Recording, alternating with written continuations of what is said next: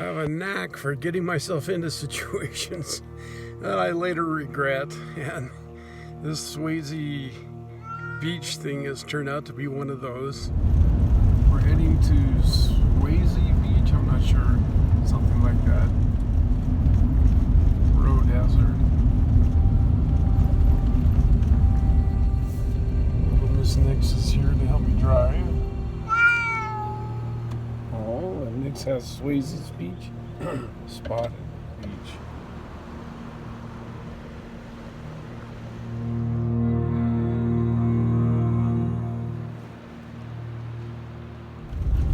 Shortly after reaching the beach, the road turns from paved to dirt. I got to the beach all right, and that wasn't bad. It was a narrow road, but it was a good road. And it goes along the Green River, and it's just spectacular, and I'll include some of my footage. But then I got on this shelf road. And if you know what a shelf road is a road that's cut out of a cliff. It isn't that high up, probably about 50, 80 feet above the river, but it just was a little unnerving. And of course, the side of the hill is completely unstable in which it's cut into, so some boulders are falling down. And it's been a lot of fun to explore, but I knew better than this. I knew I should have known the road a little better, but this is how you get to know roads, is you take little wild roads that look interesting, and that's what I did. Little Nix isn't liking this at all. She knows when I'm a little frazzled.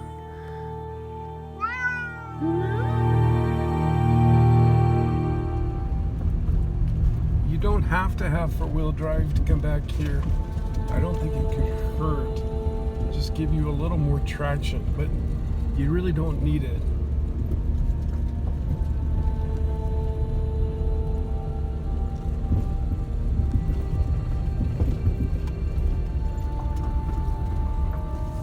So this road goes to a place called Nefertiti, and that's basically a put-in spot for the rafters. A lot of great camping. I'll have to decide whether I want to camp out here or not.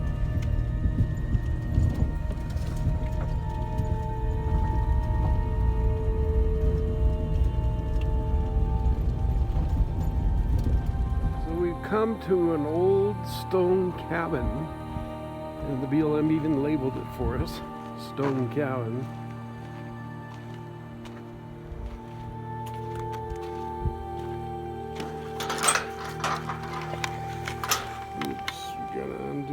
Latch here. Come on, Nix. For some reason, little Nixie's just petrified. Maybe she senses danger.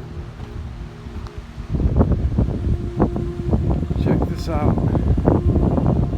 No doubt an old pioneer cabin is my guess.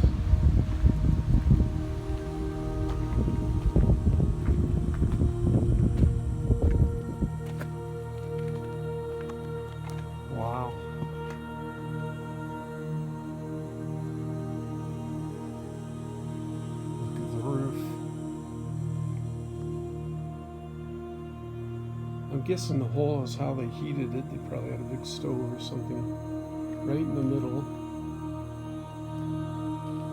Made of, looks like brick, or stone I mean, and then they adobe'd over it.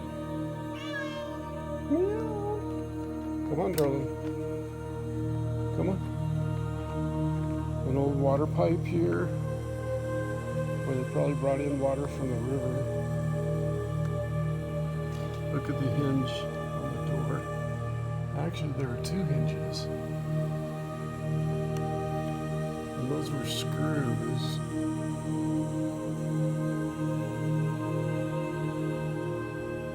Come on, baby. Big beams holding it up. I guess it stood for this long, so you don't have to worry. Come on, darling. It is noticeably cooler inside the cabin, even with no windows. Open the outside temperature, ambient temperature. Come on, darling. She has to explore. That's just what kitties do. I did a little research. The cabin was built by the Swaysey brothers, all four of them. They were cattle ranchers at the time, and also, some say, outlaws.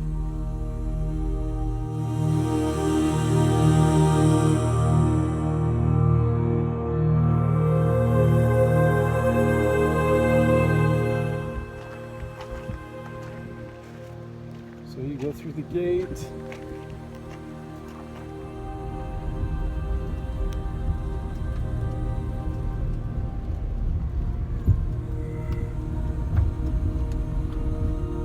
This is the kind of exploring I love to do. I love to get off into remote places that most people don't go. I'm gonna go back on this damn shelf road, and I just don't like shelf roads.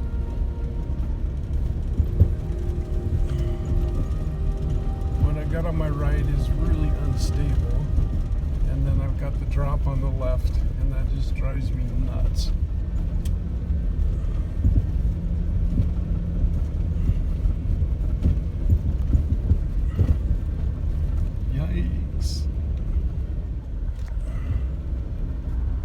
I just don't like it. And you can imagine what it would be like if it were raining. It would be even worse. These big rocks have tumbled down, and there's nothing to prevent a bunch more just like them from tumbling down.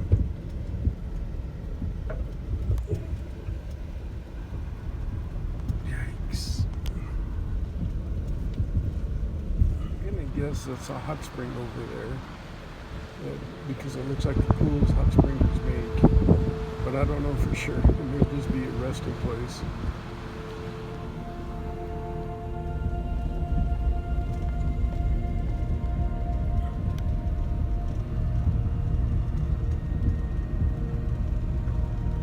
So what does the sign say?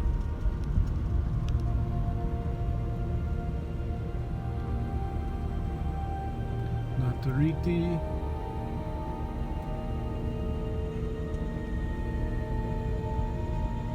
And look how high this cliff is. Wow.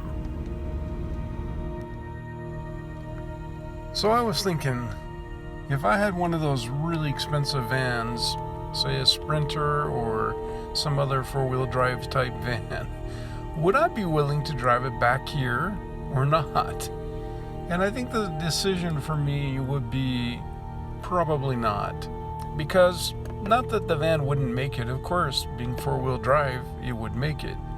But the question is, if I had that much money invested into a van or into a small motorhome or some other conveyance, would I want to take the risk of any body damage or dings that you might get on a road like this? And the answer is, for me, no. I would not want to take that risk. The van I have today, if I get a bump on it, it's just more for the show. It's just more of the history to show that I've had a great time. The other thing that could happen on this road is that they could have a rock slide. Imagine the BLM saying, well, it's going to cost too much money to fix it, so we're just not going to. Or they might say, yeah, we're going to fix it, but it'll take a year to do it. Well, heck, your van would be stuck back here for that whole year. If I had a really expensive van, I probably wouldn't want to take that risk.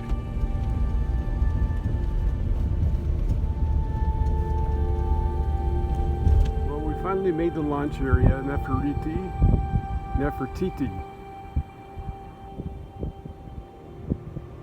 Just spectacular.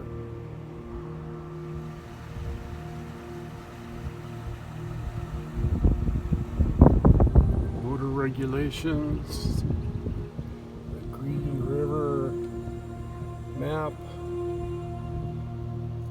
some use stipulations, the best. River runners, pack it in, pack it out. Let others enjoy the river's solitude without the loud music. Leave natural, historical, archaeological features unspoiled. Select campsites in areas with the least amount of impact. Use a cook stove or fire pan. Carry the ashes out with them. Use only driftwood for fires. Are thoughtful of those who follow by carrying out all solid waste. Wash dishes, enjoy but do not disturb. Leave nothing but footprints. Take nothing but pictures.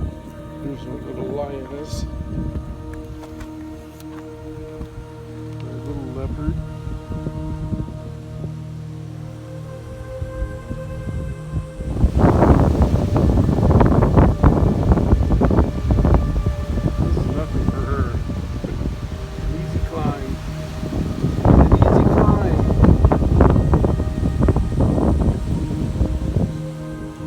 Just a beautiful camp here.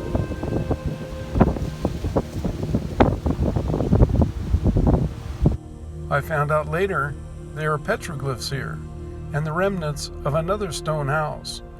Either it was built by the indigenous or it may have been built by pioneers. Your best bet? Bring a drone, because most of it's on the other side of the river. So the moral of the story is, next time I'm out and I see a remote road, I should take it. That's my nature. I have to see the end of every road. I guess you could call me old school. I started exploring long before there was a Google Earth.